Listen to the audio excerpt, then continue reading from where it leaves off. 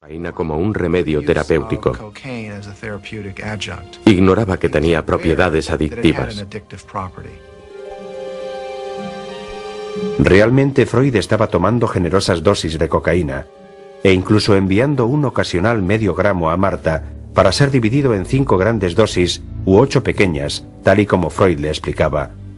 En cuanto a él mismo, Freud le prometió que la próxima vez que ella le viera sería un gran hombre libre, con cocaína en su cuerpo. Creo que Freud realmente asumió la defensa de la cocaína porque ante todo ejercía un maravilloso efecto en él mismo. Creo que si alguien ha visto alguna vez fotografías de Freud, podrá comprobar que muestran un tipo de persona depresiva, taciturna, y ciertamente las cualidades eufóricas de la cocaína levantaban su espíritu. Desafortunadamente, los experimentos de Freud con la cocaína acabaron en desastre. Ingenuamente entusiasta, impaciente por su propio éxito, prescribió la droga a un amigo íntimo, Ernst von Friesel-Marxow, con la esperanza de desengancharle de una angustiante adicción a la morfina. Pero en lugar de eso, Friesel-Marxow desarrolló una fatal adicción a la cocaína. Para empeorar las cosas, otro amigo y compañero científico, Karl Koehler, siguiendo la línea marcada por Freud, descubrió que la cocaína podía ser usada como un anestésico en cirugía ocular. Él y no Freud se hizo famoso de la noche a la mañana. A pesar de estas experiencias y de la mala fama que le supuso en los círculos profesionales, Freud continuó usando cocaína como reconstituyente hasta 1895. Una de las cosas que le impidieron darse cuenta de las propiedades negativas de la cocaína fue el hecho de que él la utilizaba solo intermitentemente y nunca se convirtió en adicto. A lo que era realmente adicto era al trabajo.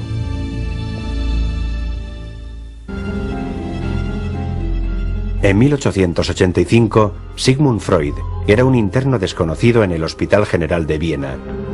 Su especialidad eran las enfermedades nerviosas, un campo que incluía la histeria y otros trastornos excéntricos.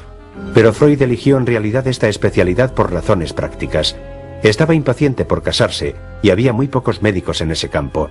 La enfermedad mental era la asignatura pendiente de la medicina del siglo XIX, tanto en lo que se refería al conocimiento como al tratamiento.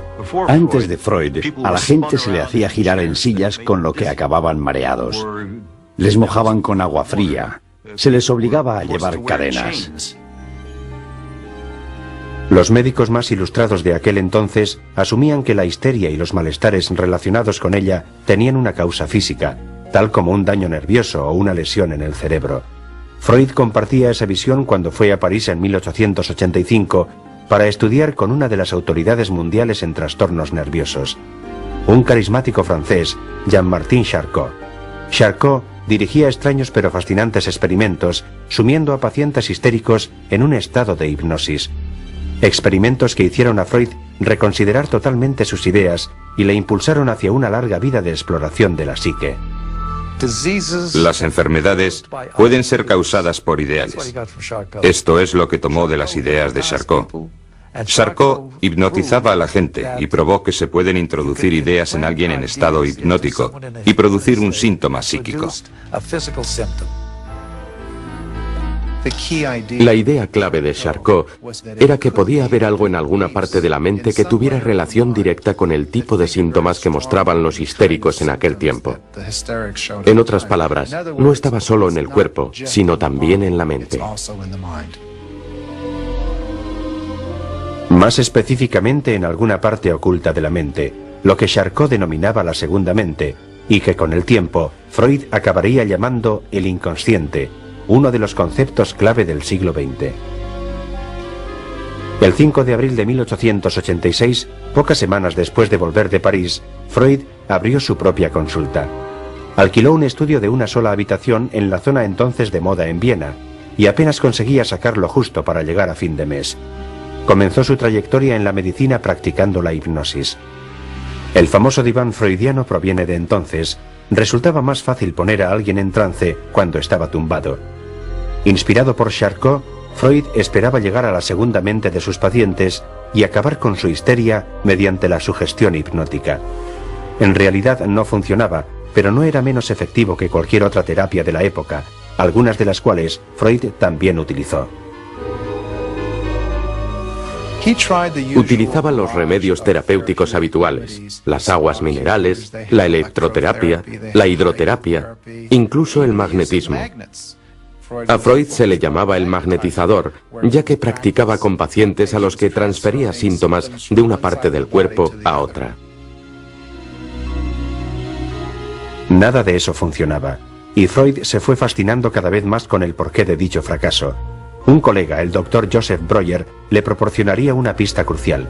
Breuer le habló a Freud sobre una peculiar paciente conocida en la historia psicoanalítica como Anna O, e incluso sobre un tratamiento aún más peculiar, el procedimiento de la cura de charlas. Anna O es una histérica muy grave. Padecía contracturas, tenía parálisis, tenía deteriorada la visión y el habla. Breuer comienza a verla diariamente y mientras describe sus síntomas se da cuenta del hecho de que cuando ella le habla del origen del síntoma, este tiende a desaparecer. Esta es la paciente que acuña el término de cura de charlas, que se convierte en la base de toda psicoterapia. Usando todavía la hipnosis, Freud adoptó este insólito y novedoso tratamiento, hablando con sus pacientes sobre sus síntomas, intentando descubrir dónde y cómo empezaron. Lo que descubrió resuena todavía a través de la cultura occidental. Paciente tras paciente, remontó su histeria hasta las experiencias traumáticas de la infancia referentes al sexo. Parecía que el sexo estaba en la raíz de la enfermedad neurótica. Durante un tiempo, Freud creyó que toda histeria se derivaba de un abuso sexual en la infancia. Con el tiempo arguyó que podía provenir tanto de un abuso real como de una fantasía sexual reprimida y culpable de la infancia. En ambos casos, el sexo estaba en el fondo del problema. De hecho, el sexo afloraba en todas partes. Incluso en la consulta de Freud, todas sus pacientes femeninas, una tras otra, experimentaban sentimientos románticos hacia su médico. Al finalizar una de estas sesiones, una mujer abrazó a Freud y le dio un beso apasionado. Freud estaba más interesado en el aspecto científico y reflexionó sobre este nuevo enigma. Imagínenselo, rondando los 40, sexualmente inexperto, y de pronto se encuentra con una paciente que le abraza y le da un beso. Pienso que muchos hombres en esas mismas circunstancias pensarían que la paciente les encuentra atractivos, que se ha enamorado de ellos. Pero Freud no. Estaba dirigiendo una sesión clínica que rezumaba sexualidad por todas partes, pero no iba a sucumbir ni a marcharse de allí. Iba a buscar el modo de reconducirlo y de seguir trabajando con la paciente.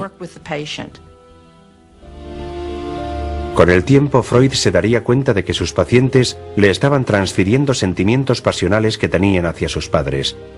El concepto de transferencia se convirtió en un instrumento crucial en psicoterapia. Irónicamente, mientras la vida laboral de Freud estaba saturada de cuestiones sexuales, su vida sexual en ese momento iba disminuyendo y amenazaba con volverle neurótico.